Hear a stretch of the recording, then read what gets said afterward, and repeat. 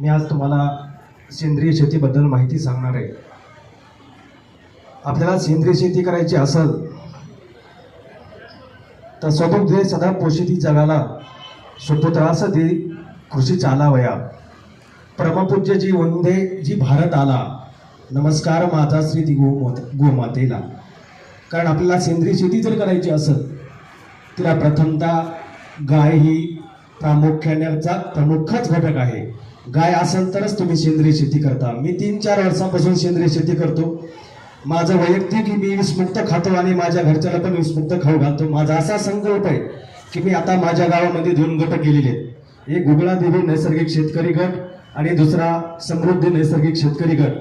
त्या योजनेतून माझी संकल्पना आहे की माझ्या गावात पूर्ण माझ्या गावाला पण विषमुक्त खाऊ घालायचंय आणि माझ्या पूर्ण भारत देशाला पण माझ्या होईन तेवढं प्रयत्न आहे की माझं प्रयत्न आहे की होईन तेवढं आपलं विषमुक्त खाऊ घालायचं. आता मी स्क्रीनवर बघत आहे ते आज निमार्क बनवलेलं आहे.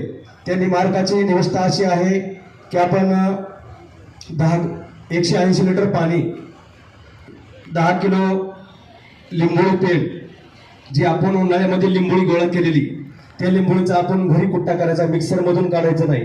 कारण मिक्सरमधून काढलं तर तिची फूट होते. आपण जर उकळात कुठली तर तिचा चेंदा होतो आणि त्याचा अर्क पूर्ण पाण्यामध्ये गोमतरामध्ये उघडतो.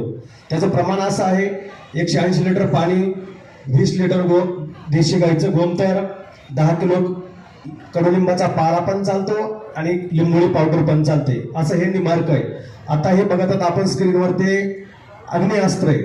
अग्निअस्त्रासाठी 20 लिटर गोमतर, अर्धा किलो हिरव्या मिरच्याचा ठेसा, अर्धा किलो गावरान तंबाखू, 2 किलो कडुलिंबाचा पाला, अर्धा किलो पावशेर गावरान लसणाची चटणी, असा मिळून हे 3-4 उकळ्या येऊन द्यायच्या.